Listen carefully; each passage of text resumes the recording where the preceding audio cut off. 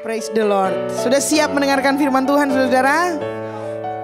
Saya berdoa supaya saudara dalam keadaan sehat-sehat dan baik-baik, supaya saudara bisa menyambut dan menikmati berkat Tuhan yang lebih baru yang disediakan untuk saudara sekalian, ya. Haleluya. Ada sukacita, saudara-saudara? Apa kabar? Warung bokek sehat? Capek. It's okay, saudara-saudara. Tuhan kita adalah pemimpin sejati. Siapa yang percaya itu? Bilang amin. Jadi Tuhan adalah pemimpin, dia yang mengatur universe ini gitu ya. Dia yang menciptakan, dia yang mengatur, dia yang menata, dan dia yang mengarahkan sesuai dengan kehendak dan rancangannya. Itu jelas, sangat jelas. Dan itulah juga saudara-saudara yang menjadikan kita sebagai pemimpin secara natural. Itu yang saya yakini.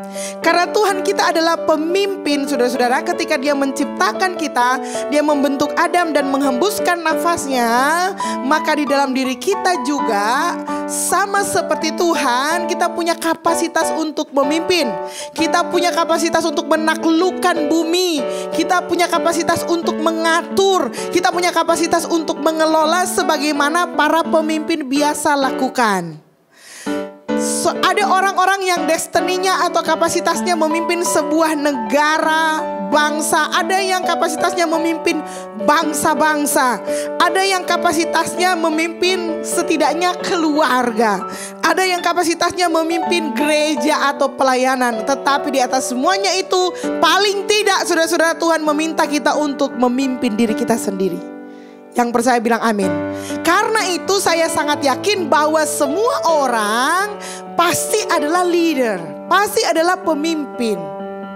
Paling tidak dia bisa mimpin dirinya sendiri loh. Kalau kita ketemu orang dan kita kemudian empower orang, kita menyemangati orang lain, sebenarnya yang kita lakukan adalah kita menyadarkan orang itu, dan kemudian paling tidak orang itu sadar bahwa hey, kamu bisa memimpin dirimu sendiri ke arah yang lebih baik. Kamu bisa memimpin dirimu sendiri ke arah jurang, terserah kamu. Tetapi kamu harus bisa memimpin dirimu sendiri. Dan kamu gak bisa datang dan kemudian bilang, oh maaf saya bukan pemimpin. Oh iya Pastor Melan yes adalah seorang pemimpin, nampak sekali. Tapi kalau saya bukan, saya pekerja. Sekalipun saudara pekerja, sekalipun saudara adalah followers, pengikut dan lain-lain sebagainya, kenyataannya setiap kita harus memimpin diri kita sendiri. Yang setuju dengan saya kasih tepuk tangan. Nah, kepemimpinan adalah sesuatu yang dirancang oleh Tuhan, diajar dan ditentukan oleh Tuhan untuk kita masing-masing. Jadi akan sangat menyedihkan jikalau hari ini masih terdengar suara yang berkata, saya gak bisa mimpin. Kamu pasti bisa memimpin dengan caramu sendiri di tempat di mana yang Tuhan sudah percayakan. Sampai di sini kita mesti sepakat dulu, dan yang sepakat katakan amin. Nah, bagian firman Tuhan hari ini rasanya sih sudah mau yang terakhir gitu ya. Saya berharap supaya ini yang terakhir. Itu mengisahkan tentang, mengambil kesimpulan tentang Musa itu sendiri. Jadi setelah kita berjalan sejauh ini gitu ya, kita sudah melihat Firaun, perjalanan Israel, kita sudah tahu arti padang gurun, kita sudah tahu makna dari bangsa Israel itu sendiri, dan sekarang kita akan belajar dari tokoh Musa itu sendiri. Nah, pembacaan firman Tuhan kita itu terambil di dalam Keluaran pasal 33. Ya, Keluaran pasal 33. Tetapi sebelum saudara paham tentang pasal 33, saudara mesti baca dulu Keluaran pasal 32. Karena Keluaran pasal 32 akan mengarahkan dan membuat kita memahami mengapa Keluaran pasal 33 ini jadi penting. Kalau saudara langsung membaca Keluaran pasal 33, saudara akan miss yang menjadi latar belakang atau alasan sehingga kejadian itu di dalam Keluaran 33 jadinya seperti itu. Jadi saya akan mulai dari Keluaran 32, oke? Keluaran 32 itu adalah saat di mana kekacauan terjadi. Situasi bangsa Israel benar-benar kacau, sangat kacau gitu ya. Tetapi di tengah-tengah kacaunya keadaan orang Israel, justru Tuhan menunjukkan sebuah sikap gitu ya. Sikap Musa yang menurut saya gitu ya, lahir dari situasi yang kacau balau ini. Kalau nggak ada situasi yang kacau, maka karakter dari Musa ini nggak akan muncul. Jadi karena memang kadang begitu saudara-saudara, Tuhan mengizinkan kekacauan terjadi di sekitar kita untuk membangkitkan berlian yang ada di dalam diri kita, untuk mengeluarkan berlian yang ada di dalam diri kita. Demikian yang terjadi di dalam Keluaran pasal 32. Apakah yang terjadi di sana saudara-saudara? Mari kita lihat bersama-sama Keluaran pasal 32 ayat 31 sampai 33. Begini firman Tuhan. Lalu kembalilah Musa menghadap Tuhan dan berkata, bangsa ini telah berbuat dosa besar, sebab mereka telah membuat Allah emas bagi mereka. Perhatikan kata Allah emas, bukan lembu emas, gitu ya. Tetapi sekarang kiranya engkau mengampuni dosa mereka itu, dan jika tidak, hapuskanlah kiranya namaku dari dalam kitab yang telah kau tulis. Saudara, saya gak pernah membaca sebuah pernyataan dari pemimpin yang sangat ekstrim seperti yang diucapkan oleh Musa. Apa yang diucapkan oleh Musa gini, saking berdosanya Israel, dan Musa tahu bahwa dosa itu telah menyakiti hati Tuhan, sangat menyakiti hati Tuhan. Musa bilang begini, Tuhan, ampunilah dosa bangsa ini. Oke, bagus gak saudara-saudara? Bagus gak? Bagus, karena dia adalah pemimpin umat. Jadi dia berdiri mewakili umat gitu ya. Lalu dia datang sama Tuhan. Dia bilang gini, tapi kalau Tuhan tidak mau gitu ya, tolong hapuskan kiranya namaku dalam kitab yang telah kau tulis. Tolong hapuskan namaku dari kitab kehidupan. Musa lagi bilang begini sama-sama Tuhan, Tuhan, daripada seluruh bangsa ini yang masuk neraka, ampunilah mereka. Tapi kalau Tuhan gak bisa mengampuni mereka, lebih baik aku sendiri yang masuk neraka, jangan mereka yang masuk neraka. Pernah ada saudara dengar pemimpin yang bisa mengucapkan kalimat itu saudara-saudara? Nama kita ada dalam kitab yang kau tulis, kitab buku kehidupan terjemahan saya gitu ya. Itu adalah yang kita kejar hari ini. Betul gak saudara-saudara? Saudara mau nama saudara dihapus dari kitab kehidupan? Nggak ada. Tapi sebegitu berdedikasinya Musa. Kenapa? Karena Musa sadar memang ini bangsa ini sudah keterlaluan. Dan dia datang mendedikasikan dirinya karena dia begitu mencintai apa yang ditugaskan kepadanya. Dia mencintai apa yang dipercayakan kepadanya. Dan dia merasa bertanggung jawab atas bangsa ini. Walaupun saudara-saudara tahu kan ceritanya, Musa nggak ada hubungan dengan pemberontakan mereka. Musa sedang ada bersama dengan Tuhan. Saudaranya Musa si Harun. Tetapi Musa berani datang, Tuhan, ampunilah sekiranya dosa bangsa ini. Tapi jikalau tidak, hapus saja namaku dari kitab yang kau tulis. Itu keren banget saudara-saudara. Dalam sejarah kepemimpinan saya nggak pernah ketemu di Alkitab tokoh pemimpin besar gitu ya, selain Yesus Kristus yang berani ngomong begitu kepada Tuhan. Apakah bagi Musa kehidupan yang kekal tidak penting? Saya yakin kehidupan yang kekal itu sangat penting bagi Musa. Sama seperti kita. Tetapi kasih Musa kepada bangsa ini dan tidak mau mereka dihukum membuat Musa berani datang menunjukkan hatinya yang sesungguhnya kepada Tuhan. Dan Tuhan, apa yang dilakukan oleh Musa menurut saya itu memukau Tuhan. Ayat 33, untung saja saudara Tuhan gak bilang oke. Kalau Tuhan langsung bilang oke, maka apa yang terjadi saudara-saudara? Cerita kita selesai sampai di sini. Tapi Tuhan menyatakan hikmatnya. Perhatikan hikmat Tuhan. Keluaran 32 ayat 33. Tetapi Tuhan berfirman kepada Musa. Dan ini kita mesti ingat. Siapa yang berdosa kepadaku, nama orang itulah yang akan kuhapuskan dari dalam kitabku. Tenang Musa. Bukan soal kamu dan bukan soal bangsa ini, tetapi soal nama yang dihapus itu adalah terkait dengan kelakuannya masing-masing. Jadi yang dihapus itu hanya yang berdosa. Siapa yang berdosa kepadaku, nama orang itulah yang akan kuhapuskan dari dalam kitabku, kitab kehidupan. Ya, siapa yang percaya bagian ini, mengaminkan bagian ini? Amin. Karena Tuhan ingin mengajarkan gini, sebagai pemimpin kita harus bertanggung jawab atas apa yang dipercayakan kepada kita. Karena Tuhanlah yang mempercayakan itu, jadi kalau kita tidak bertanggung jawab kepada Tuhan, kita disebut dengan berdosa. Jadi kita mesti datang kepada Tuhan gitu ya, dan menyelesaikan tanggung jawab kita pribadi dengan Tuhan. Dan setiap kita harus mempertanggungjawabkan apapun yang Tuhan percayakan, kita pimpin, terutama diri kita sendiri. Katakan amin. Bukan ngurusin yang lain Musa, tapi ngurus diri sendiri. Pimpin dulu diri sendiri. Karena siapa yang berdosa kepadaku, nama orang itulah yang akan kuhapuskan dari dalam kitab kehidupanku. Bertanggung jawab adalah karakter seorang pemimpin. Jadi pemimpin itu nomor satu harus berani bertanggung jawab. Sama-sama bilang berani bertanggung jawab. Itulah karakter yang keluar ketika kekacauan terjadi. Persoalan demi persoalan, saudara, persoalan jadi panjang gitu ya. Urusan Taman Eden jadi panjang hari ini kan gara-gara Adam gak mau bertanggung jawab, ingat? Dari mana kamu tahu ketelanjang, Dam? Dari perempuan yang kau tempatkan di sisiku.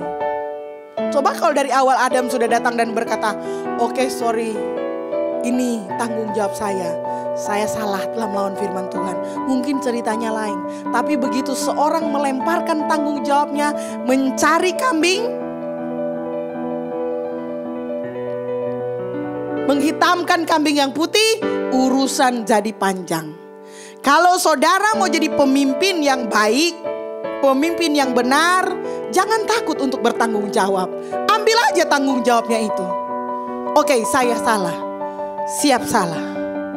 Hukum saya sesuai dengan kesalahan saya. Musa bilang jangan tanggungkan sama mereka.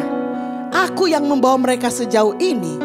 Kalau mereka berbuat dosa mungkin ada karena aku. Tapi tolong Tuhan ampuni mereka. Kalau Tuhan tidak ampuni mereka, ya Tuhan hapus saja namaku dari buku kitab kehidupan. Saya percaya Tuhan kaget dengan jawabannya Musa. Karena sepanjang sejarah manusia nggak ada orang yang pernah ngomong seperti itu. Ya. Nah, apa yang terjadi saudara-saudara? Keluaran 33 ayat 1 kita lompat saja karena waktunya nggak banyak gitu ya. Berfirmanlah Tuhan kepada Musa, pergilah, berjalanlah dari sini, engkau dan bangsa itu yang telah kau pimpin keluar dari tanah Mesir, ke negeri yang telah kujanjikan dengan sumpah kepada Abraham, Ishak dan Yakub. Demikian, kepada keturunanmu lah akan kuberikan negeri itu. Aku akan mengutus seorang malaikat berjalan di depanmu dan akan menghalau orang Kanaan, orang Amori, orang Het, orang Feris, orang Hewi dan orang Yebus, yakni ke suatu negeri yang berlimpah-limpah susu dan madu. Sebab aku tidak akan berjalan di tengah-tengahmu, karena engkau ini bangsa yang tegar tengkuk, supaya aku jangan membinasakan engkau di jalan. Ketika bangsa itu mendengar ancaman yang mengerikan ini, berkabunglah mereka dan seorang pun tidak ada yang memakai perhiasannya. Jadi gini saudara, sesudah Musa datang kepada Tuhan gitu ya, Tuhan kemudian menyuruh kepada Musa, Musa berangkatlah, berjalanlah dari sini. Engkau dan bangsa itu berjalan dari sini. Berangkat, oke? Ayat 2, terjadi perubahan rencana. Tuhan bilang apa? Aku akan mengutus seorang malaikat berjalan di depanmu. Kalau dulu saudara-saudara, Tuhan langsung dengan tiang awan dan tiang api berjalan bersama-sama dengan Musa, dengan bangsa Israel. Dan secara teologi saudara-saudara, secara alkitabiah, kita membaca di sepanjang perjalanan sejarah bahwa Tuhan sangat ingin tinggal bersama-sama dengan manusia. Katakan amin. Sejak awal, sejak manusia diciptakan sebagai makhluk yang bisa menerima kasih. Ingat, Allah adalah kasih, dan kasih itu gak bisa hidup sendirian. Saudara gak bisa mempraktekkan kasih kalau saudara cuma makhluk tunggal di dunia ini, di universe. Tetapi saudara adalah makhluk kasih yang memiliki kasih. Itu sebabnya saudara perlu ada orang lain di sekitar saudara. Tuhan adalah Tuhan yang adalah kasih itu sendiri, menciptakan kita dengan kesanggupan bukan hanya untuk membalas kasih Tuhan gitu ya, tetapi untuk meresponi kasih Tuhan. Dan itu yang Tuhan senangi dari kita manusia. Nggak terjadi kepada tumbuh-tumbuhan, saudara-saudara. Allah mengasihi toge, tapi toge tidak bisa membalas mengasihi Tuhan. Sudah mengerti? Allah mengasihi harimau, tapi nggak ada harimau yang bisa mengasihi Tuhan. Yang bisa mengasihi kembali itu cuman kita manusia. Dan percintaan antara Tuhan dan manusia itu adalah ide awalnya Tuhan. Tuhan sangat ingin tinggal bersama-sama dengan kita manusia. Sekalipun, saudara-saudara dengar baik-baik, sekalipun bangsa Israel tegar tengkuk dan lain-lain sebagainya, Tuhan senang berjalan-jalan bersama dengan mereka. Tuhan senang berada di tengah-tengah umatnya. Tuhan senang menjadi tiang awan yang akan melindungi mereka dari teriknya matahari. Tuhan senang menjadi tiang api yang akan mencegah mereka kedinginan dari dinginnya padang gurun. Dan Tuhan melakukannya dan Tuhan sangat senang. Tetapi karena bangsa Israel sangat berdosa, kali ini dosanya sudah benar-benar keterlaluan. Sehingga Tuhan bilang, I'm sorry Musa. Dan bagi Tuhan ini adalah kehilangan besar, saudara-saudara. Enggak berjalan. Kamu tuh kalau berjalan sama saya dengan model seperti ini, kamu akan mati. Karena kamu berdosa. Tuhan yang Maha Kudus enggak bisa berjalan dengan dosa. Jadi untuk mendampingi kamu, kutuku kirimkan malaikat pembantuku. Jangan saudara pikir Tuhan senang-senang waktu melakukan itu. Musa tahu hati Tuhan. Musa tahu bahwa Tuhan hancur hati ketika harus melepaskan bangsa Israel berjalan dengan malaikat yang adalah pembantu-pembantunya Tuhan.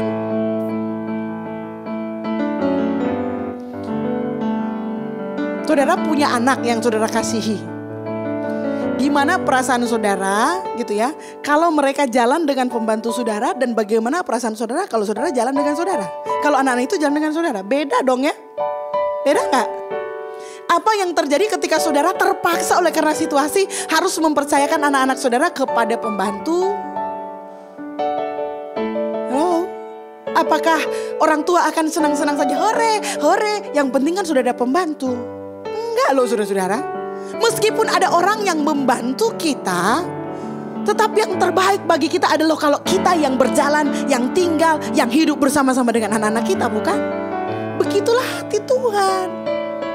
Jadi Tuhan sangat hancur waktu Tuhan mengucapkan kata-kata ini. Aku akan mengutus seorang malaikat berjalan di depanmu dan akan menuntun engkau sampai ke suatu negeri, karena aku tidak akan berjalan di tengah-tengahmu. Karena engkau ini bangsa yang tegar tengkuk, supaya aku jangan membinasakan engkau di jalan. Kalau aku yang sama-sama kamu dan modelmu kayak begini, kamu pasti akan mati. Itu sebabnya gak bisa lagi kita jalan sama-sama. Aku kasih malaikat untuk jalan. Hancurlah hati Tuhan. Karena kemauan Tuhan, kerinduan Tuhan sepanjang abad, sepanjang sejarah, sejahat-jahatnya manusia, Tuhan tetap suka kok tinggal di antara manusia. Dan ini sangat menghancurkan hati Tuhan. Nampaknya kesedihan yang dirasakan oleh Tuhan ditangkap oleh orang Israel. Itu sebabnya mereka berkabung. Mereka berkabung bukan karena ada yang meninggal, saudara-saudara. Mereka berkabung karena peristiwa ini. Nah, berkabung boleh berkabung, saudara-saudara. Tetapi perkabungan harus mendatangkan pertobatan. Katakan amin. Dari peristiwa ini, saudara-saudara, ada dua hal yang menonjol dalam diri Musa. Yang pertama namanya kesadaran. Sama-sama bilang kesadaran. Tuhan nggak bilang loh aku sedih, enggak. Tapi Musa, oleh karena dia dekat dengan Tuhan, dia tahu bahwa kondisi hati Tuhan sedang dalam keadaan sedih. Karena Tuhan harus berpisah dengan mereka dan mengutus malaikatnya untuk berjalan-jalan bersama dengan mereka. Tetapi saudara-saudara, di tengah-tengah kekacauan ini, ketika kesadaran Musa bangkit, lahirnya yang namanya solusi. Sama-sama bilang solusi. Kenapa Musa disebut pemimpin besar? Karena dia selain berdedikasi kepada panggilan, pelayanan, dan tugas dan pengabdian dirinya kepada apa yang Tuhan percayakan. Yang kedua, saudara-saudara, dia adalah pemimpin yang selalu mencari solusi. Sama-sama bilang solusi. Nah, solusi yang tepat tidak akan datang kalau kesadarannya nggak muncul.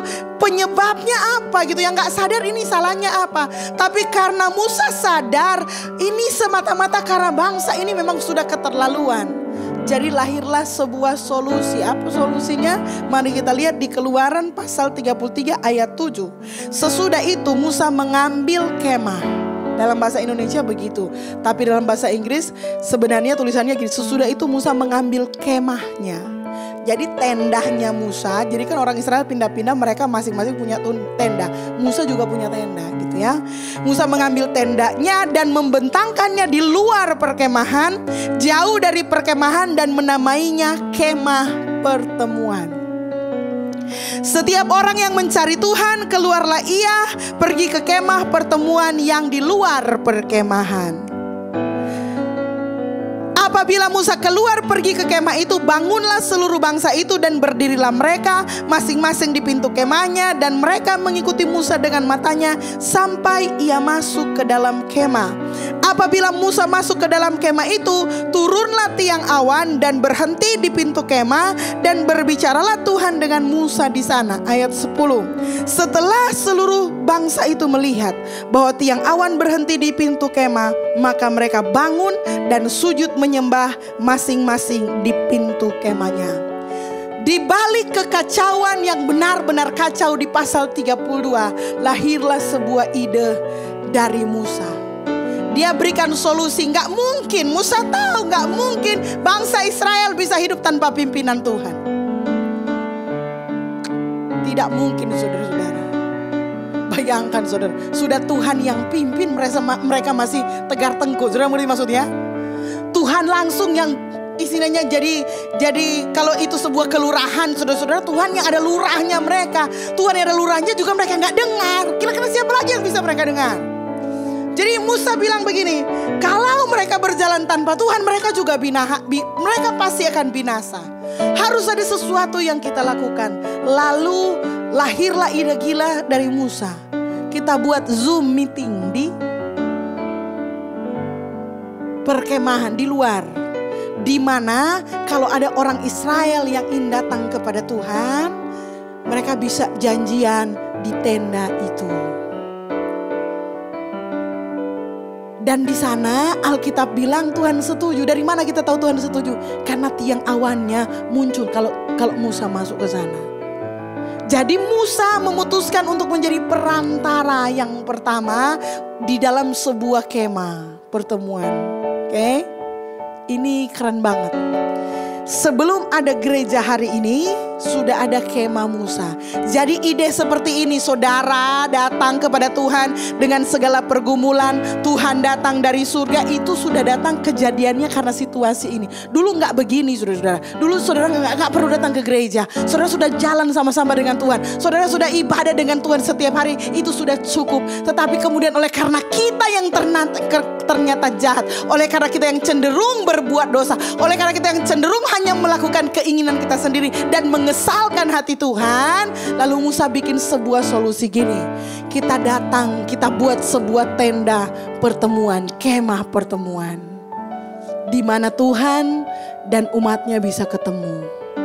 Jadi gini, Tuhan tidak terlalu sedih karena masih ada kesempatan untuk ketemuan. Walaupun intensitasnya gak seperti dulu jalan bareng. Dan kita juga yang membutuhkan Tuhan bisa hidup bersama-sama dengan Tuhan. Itu solusi yang keren banget. Solusi yang menguntungkan Tuhan, solusi yang menguntungkan umat Tuhan. Siapa yang mengambil solusi? Musa. Keren ya.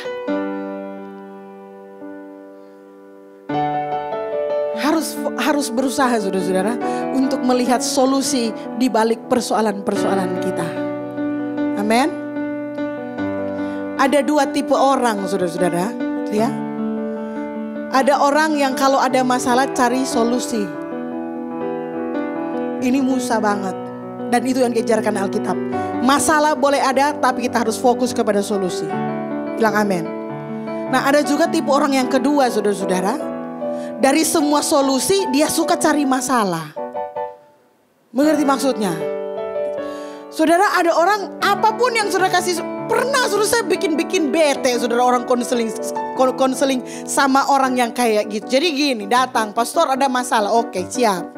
Ceritakan dia. Waktu saya kasih solusi, gimana kalau bikin begini? Mar kalau bikin begini. Semua jawaban yang saya kasih, solusi yang saya kasih dibantah sama dia dan dia menciptakan masalah baru. Terakhir kita kurang badiam. Oh iya, kan pendeta nggak boleh membantah ya kalau ada jemaat konseling. Terpaksa iya. Oh oke. Siap bro. Ya, so ketahuan laki-laki. Siap bro. Oke, ya. Oke. So ini mau kasih solusi. Semua tapi solusi ada masalah.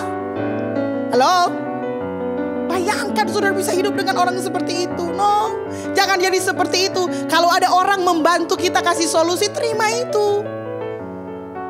Katakan amin. Karena kita memang harus menjadi solution maker. Jadi gak mungkin ada masalah tanpa solusi. Gak mungkin. Semua masalah harus ada solusinya. Dan kita dikasih kecerdasan untuk bisa menghasilkan solusi. Ingat, Tuhan menciptakan pohon. Tuhan pernah menciptakan kursi? Hari keberapa Tuhan menciptakan kursi? Nggak pernah Tuhan ciptakan kursi. Tapi kita masalah tahu. Kalau kita manusia berdiri terlalu lama pegel. Jadi Tuhan kasih kreativitas. Bikin solusi, tebang pohon, ciptakan kursi. That's it. Itu sebuah solusi. Supaya kita nggak capek berdiri. Ngerti maksudnya saudara-saudara? Jadilah solution maker, bilang sama temannya. Oke, nah sekarang kok bisa gitu ya? Kok bisa Musa mengambil keputusan seperti itu? Apa yang ada di belakang tindakannya Musa sehingga Musa bisa menghasilkan solusi-solusi kelas dunia? Kira-kira seperti ini, solusi sepanjang abad. Sampai hari ini gereja Kristen beribadah, itu pola yang diusulkan oleh Musa gitu ya. Supaya orang yang berdosa ini masih bisa dapat pimpinan Tuhan, mesti ada kemah pertemuan. Itu sebabnya meskipun pandemik, saya gak pernah menutup kemah pertemuan. Saudara harus datang menyembah Tuhan. Ibadah di rumah saya, yakin, saya percaya, very good. Itu berjalan bersama dengan Tuhan. Tapi kita tetap butuh kemah pertemuan. Amin. Apa yang terjadi waktu kemah pertemuan ini, saudara-saudara? Yang pertama kali, supaya saudara mengerti sejarah mengapa kita beribadah modelnya kayak gini gitu ya. Yang pertama, ketika Musa keluar dan pergi ke kemah pertemuan, semua laki-laki, sama-sama bilang laki-laki. Semua laki-laki. Kenapa laki-laki? Karena mereka yang mimpin keluarganya. Harus keluar dari tendanya. Dan matanya harus mengikuti Musa sampai Musa masuk. Dan sesudah itu saudara-saudara, kalau awan Tuhan sudah turun, sudah berjaga-jaga di situ, apa yang terjadi? Mereka harus sujud dan menyembah Tuhan. Itu fenomena keren sekali. Saudara bisa tahu kehadiran Tuhan dari asap atau awan. Ini bukan asap ini saudara, ini asap kita bikin-bikin sendiri. Mengerti maksudnya? Waktu itu Roh Kudus belum dicurahkan seperti hari ini. Kalau hari ini kita bisa tahu kehadiran Tuhan melalui Roh Kudus yang Tuhan taruh di dalam diri kita, bukan?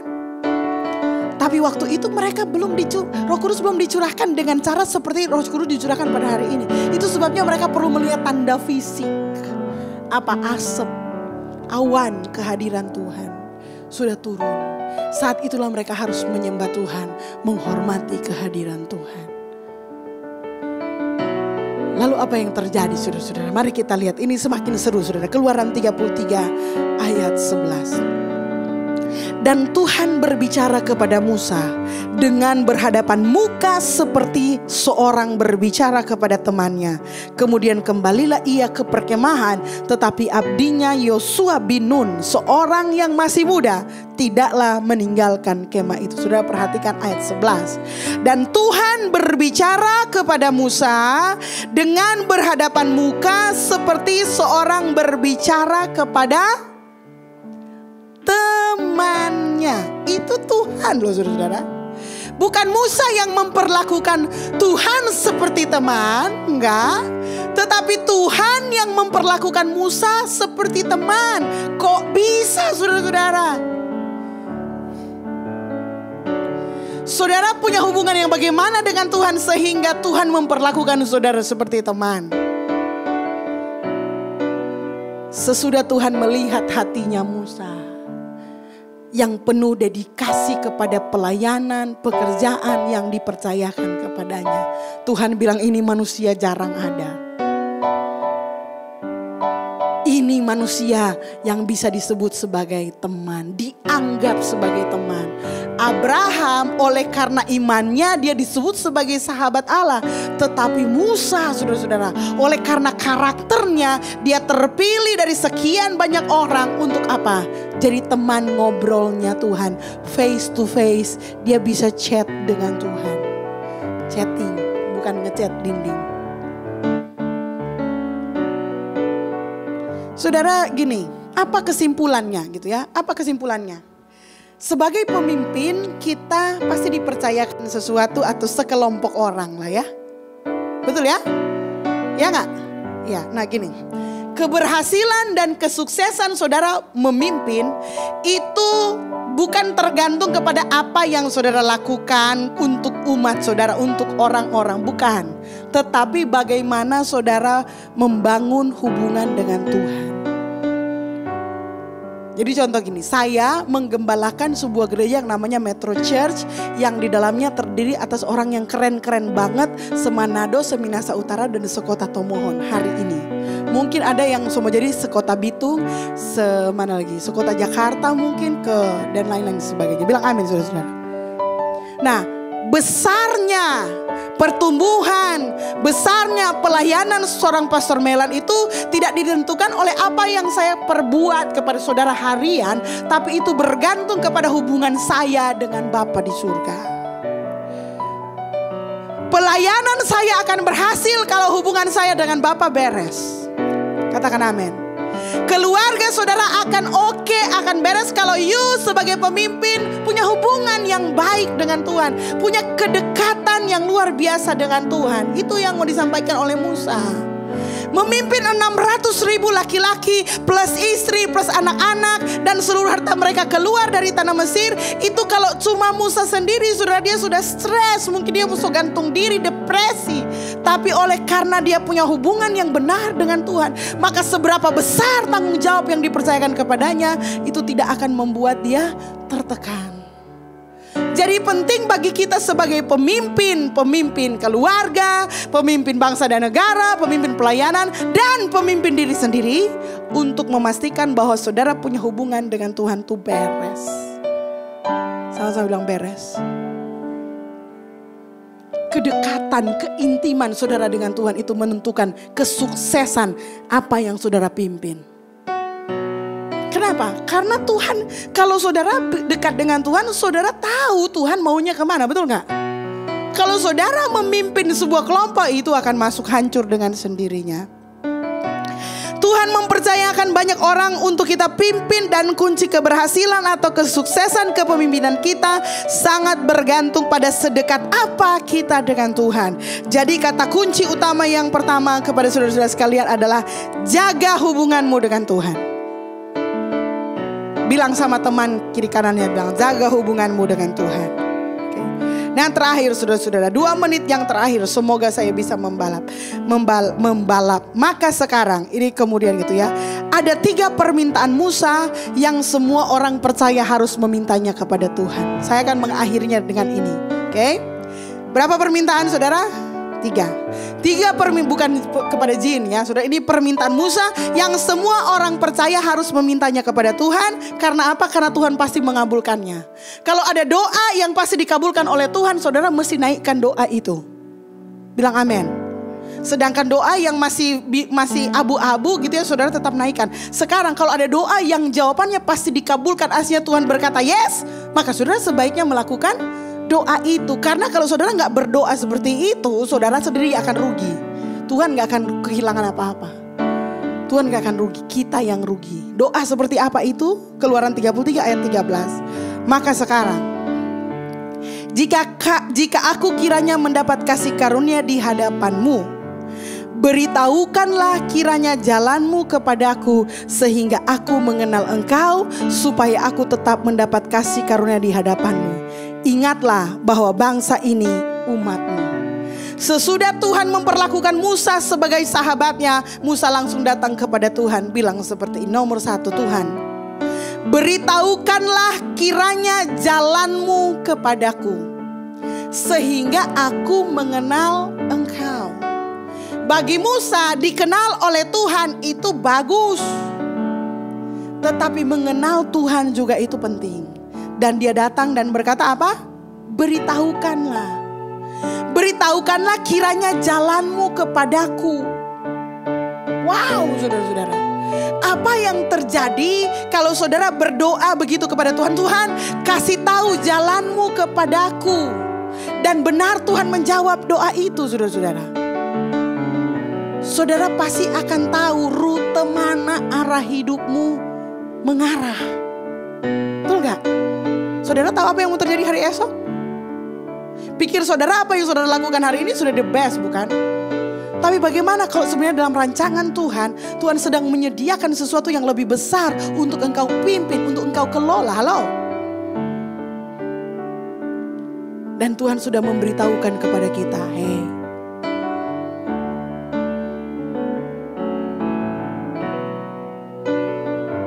enak saudara-saudara, enak.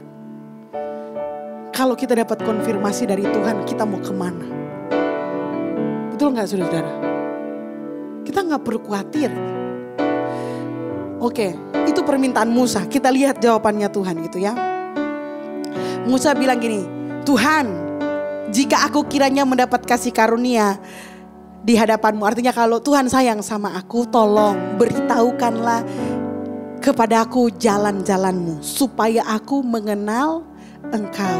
Semakin Tuhan memberitahukan jalan-jalan kepada kita, semakin kita mengenal Tuhan. Lalu sudah perhatikan, supaya aku tetap mendapat kasih karunia di hadapanmu. Perhatikan kata tetap. Hari ini saudara-saudara, kita sudah menerima kasih karunia dari Tuhan. Yang percaya bilang amin. Oke, tetapi supaya kasih karunia itu tetap di dalam kita, apa yang harus kita lakukan? Kita harus mengenal Tuhan. Bagaimana kita bisa mengenal Tuhan? Kita harus minta Tuhan memberitahukan kepada kita jalan-jalannya Tuhan. Artinya kita minta supaya Tuhan membuka dirinya untuk kita tahu apa yang ada di pikirannya, apa yang ada di hatinya, apa kesukaannya, apa yang Tuhan tidak suka. Dengan demikian kita semakin mengenal Tuhan dan menjaga kita tetap dalam kasih karunia Tuhan. Kasih karunia Tuhan diberikan secara gratis untuk kita, tapi sekali lagi itu tidak murahan.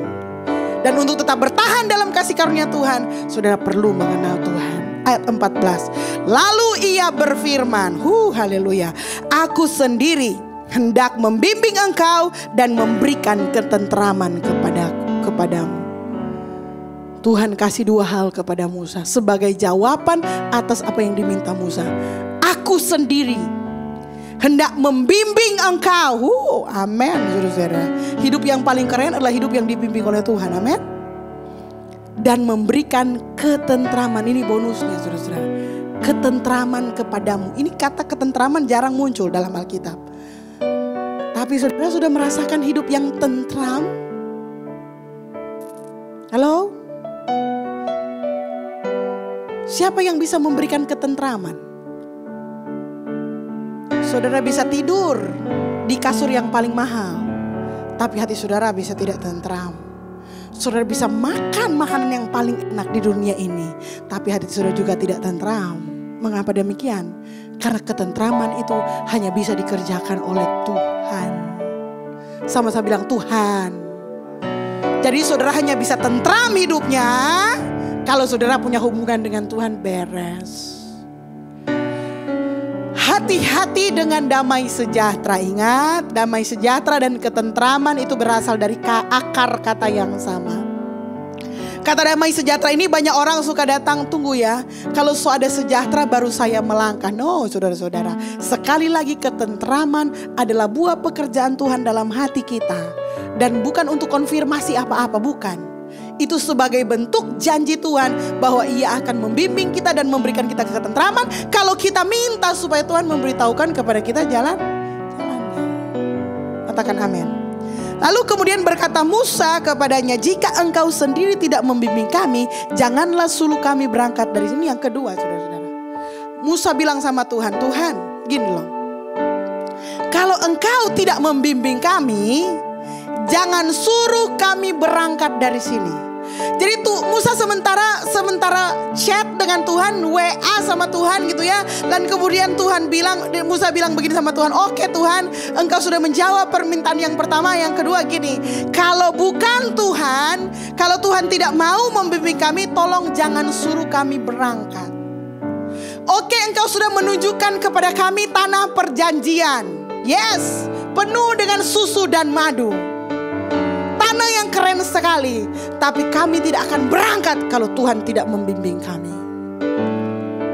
Bilang amin saudara-saudara. Hati-hati saudara, Tuhan akan membawa saudara dari satu level pada level yang lain. Dari sebuah skup yang kecil ke skup yang lebih besar. Terus seterusnya begitu. Karena bagi Tuhan selalu menambahkan, melipat gandakan, itu kan karya Tuhan. Tetapi sebelum ke sana saudara-saudara, pastikan bahwa yang membimbing engkau ke sana adalah Tuhan. Musa tidak mau melangkah tanpa bimbingan Tuhan. Katakan amin saudara-saudara. Karena sebuah tempat yang baru, yang limpah susu dan madunya, kalau tidak bimbingan Tuhan, tidak akan ada ketentraman di sana.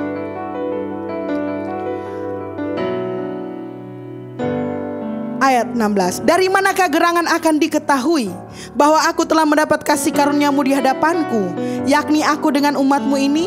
Bukankah karena engkau berjalan bersama-sama dengan kami, sehingga aku dengan umatmu ini dibedakan dari segala bangsa yang ada di muka bumi ini?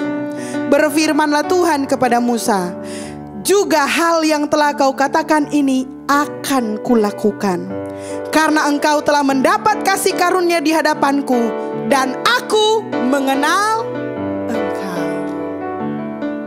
Garis bawahi, aku mengenal engkau. Jadi Tuhan berjanji, hey, tentang itu don't worry. Hal yang telah kau katakan ini akan kulakukan. Aku akan membimbing kalian sampai menduduki tanah perjanjian, karena engkau telah mendapat kasih karunia di hadapanku. Ayat 18, ini permintaan yang ketiga yang kita semua harus minta. Tetapi jawabnya, perlihatkanlah kiranya kemuliaanmu kepadaku. Katakan amin. Pernahkah saudara berdoa hal ini kepada Tuhan? Tuhan, perlihatkanlah kemuliaanmu kepadaku dalam keluargaku, dalam usahaku, dalam kehidupan sehari-hariku. Perlihatkan kemuliaanmu. Pernah? Itu penting saudara-saudara. Karena tujuan Tuhan gini, tujuan Tuhan, seluruh tujuan Tuhan dalam hidup ini, di bumi ini sampai selama-lamanya, kalau bisa diperas, dijus dan diambil sari-sari intinya cuma akan membicarakan dua kata saudara, kemuliaan Tuhan. Jadi Musa tahu ujung-ujung dari semua yang mereka lakukan, semua karya, prestasi dan lain-lain adalah untuk kemuliaan Tuhan. Jadi Musa minta gitu, Musa selaras dengan keinginan Tuhan, dan kemudian Musa meminta. Apa yang Musa minta? Perlihatkanlah kemuliaanmu kepadaku. Katakan kepada usahamu, katakan kepada keluarga, perlihatkan kemuliaanmu kepadaku. Dan itu keren banget saudara. Amen. Sebelum saya mau akhir, sudah habis waktunya. Gini, sebelum saya membaca perikop pasal 32 dan 33 ini, dulu saya merasa Tuhan agak gak adil sama Musa. Karena Musa kan gak masuk tanah perjanjian, betul gak? Jadi saya pikir, wah Musa pasti sedih deh, dia gak masuk tanah perjanjian. Tapi saudara-saudara, setelah doa Musa ini, maka saya yakin waktu Musa meninggal, Musa gak dalam keadaan sedih. Karena apa? Karena yang Musa minta, Musa tuh orangnya berani gini nih. Bandingannya adalah gini, ampunilah dosa bangsa ini dan apa? Ampunilah dosa bangsa ini, kalau tidak namaku dihapus saja dari buku kitab kehidupan. Jadi gini, yang the worst of the worst adalah dihapuskan dari buku kitab kehidupan.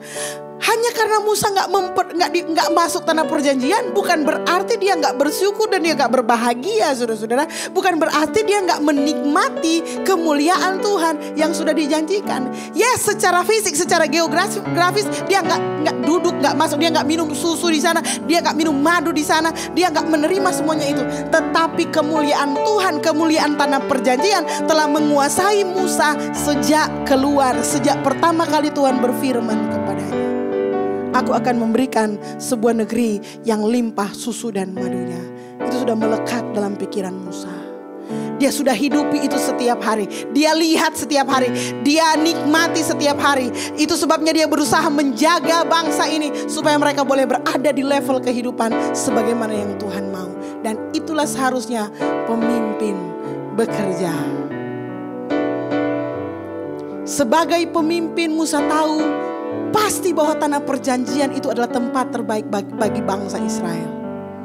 Sebagai pemimpin rohani, kami juga sering tahu bahwa engkau ada satu dua hal yang perlu engkau lakukan. Dan itu sebabnya kami mendatangi engkau dengan sedikit paksaan, dengan banyak paksaan, dengan paksaan, bahkan dengan kekerasan mungkin, saudara-saudara. Bukan kekerasan fisik, saudara-saudara. Memaksa saudara-saudara untuk berani tetap berjalan menuju tanah perjanjian. Itu sebabnya kami menegur saudara kalau saudara salah. Itu sebabnya kami mempertaruhkan diri kami berbicara kepada saudara-saudara sekalian untuk membawa saudara memasuki tanah perjanjian. Dan itulah yang dilakukan orang tua kalau anaknya salah. Dia harus hukum. Memastikan bahwa yang kamu lakukan salah. Kalau kamu terus melakukan hal yang bodoh seperti ini, kamu gak akan hidup bahagia. Trust me, aku hidup lebih lama dari kamu karena aku orang tuamu. Betul kan? Ya gak, saudara-saudara? Begitulah yang Tuhan mau. Dan itulah hati Musa. Jadi Musa gak terlalu sedih sebenarnya waktu dia gak bisa masuk tanah perjanjian secara fisik. Karena dia sudah melihat kemuliaan Tuhan terjadi dalam hidupnya. Amin. Kalau saudara sudah bisa melihat kemuliaan Tuhan terjadi walaupun masih dalam pikiran saudara, dalam bentuk iman. Pernah gak saudara membayangkan sesuatu dan hati saudara bergetar? Satu kali saudara-saudara, kami punya target jangka panjang. Salah satu target dari Metro Church Manado adalah kita akan bertumbuh sampai dengan angka 7.000 orang. Level pertama gitu ya, 1.000 dan kemudian ke arah 7.000. Nah waktu menyusun itu saudara-saudara, otak kita kan bekerja gitu ya. Jadi dalam hati, dalam pikiran saya gitu ya, saya mulai membayangkan orang 1.000. Masih berapa tahun lalu kita belum pernah acara di Peninsula waktu itu. Kita gak pernah ngurusin orang 1.000, kita yang datang 100-an kayak gini-gini gitu ya. Tapi kita sudah ada 1.000. Nah waktu menyusun program jangka panjang dan saya menulis angka 7.000, saudara-saudara, saya tutup mata dan membayangkan kemuliaan Tuhan di angka 7.000 itu. Apa yang terjadi saudara-saudara? Saya mulai menciptakan ruang pertemuan sebesar 7.000 orang. Saya menciptakan dalam pikiran saya sebuah persekutuan di mana musik ada dengan praise and worship naik dengan luar biasa. Lalu kemudian ada orang-orang dan mungkin tim pelayan saya yang bersama-sama dengan saya yang mukanya sudah agak tua, terbayang gitu ya. Halo? Dan hati saya mulai deg-degan. Wow Tuhan, kalau ini benar terjadi, kalau ini gereja Tuhan pakai bertumbuh dan semakin banyak orang diselamatkan, dan kita dalam sebuah harmoni yang besar memuji, memuliakan Tuhan, jemaatnya kuat, senang bersaksi, diberkati oleh Tuhan, berkecukupan, punya kemurahan hati, dan kita hidup sebagai sebuah jemaat Tuhan, Amin, saudara. Membayangkannya, saudara-saudara, bikin muka saya berpengaruh. Sukacita, senyum-senyum sendiri. Karena apa? Kita sudah melihat kemuliaan Tuhan di level tanah perjanjian kurang lebih. Dan saya percaya saudara punya level itu. Keadaanmu hari ini adalah persiapan untuk kemuliaan yang lebih besar. Amin. Hati-hati saja. Pastikan bahwa ketika engkau berangkat dari titik ini ke level yang lebih besar, Tuhanlah yang memimpin engkau. Amin. Dan itu sebabnya kita perlu berdoa, minta Tuhan memberitahukan kepada kita jalan-jalannya.